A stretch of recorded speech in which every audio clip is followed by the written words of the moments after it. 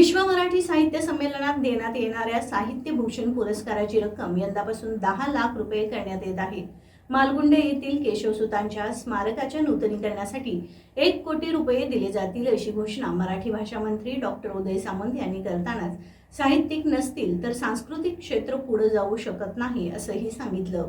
महाराष्ट्र शासन मराठी भाषा विभाग व राज्य मराठी विकास संस्था व कोकण मराठी साहित्य परिषद यांच्या संयुक्त विद्यमानं कवी केशवसूत स्मारक मालगुंड इथं पुस्तकांचं गाव लोकार्पण सोहळा आणि कोकण साहित्य सन्मान दालनाचं उद्घाटन रविवारी करण्यात आलं।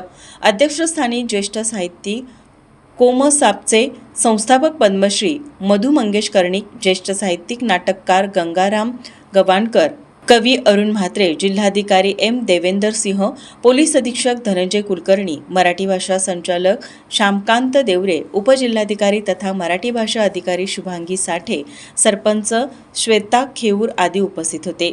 मंत्री उदय सामंत म्हणाले, कवी केशवसूत कुसुमाग्रज मंगेश पाडगावकर, मधु मंगेश कर्णिक यांचा आदरानं उल्लेख लंडनमध्ये झाला होता। कोकणला राज्यानं दिलेलं साहित्यिक पाहता कोकण साहित्याच्या दृष्टीनं प्रगत आहे। हे साहित्य आपण सर्वांनी पोहोचवलं पाहिजे। यापुढे बाल साहित्य संमेलन, युवा साहित्य संमेलन, महिला साहित्य संमेलन होईल। या प्रत्येक साहित्य संमेलनासाठी 5 कोटींची तरतूद केल्याचं सामंत यांनी सांगितलं।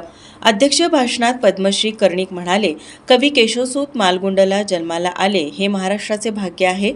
एका हातात भाकरी असेल तर ती भाकरी आपल्याला जगवेल, दुसऱ्या हातात पुस्तक असेल तर का जगावं हे ते पुस्तक सांगेल।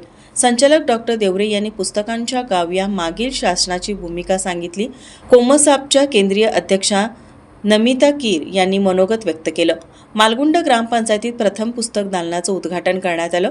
कार्यक्रमात जयू भाटकर, कोमसापचे केंद्रीय कार्याध्यक्ष प्राध्यापक प्रदीप ढवळ, कवी केशवसूत स्मारक व्यवस्थापन समितीचे अध्यक्ष गजानन पाटील, सुनील मयेकर, नलिनी खेर, विश्वस्त प्रमुख रमेश कीर, आनंद शेलार आदींसह साहित्यिक उपस्थित होते।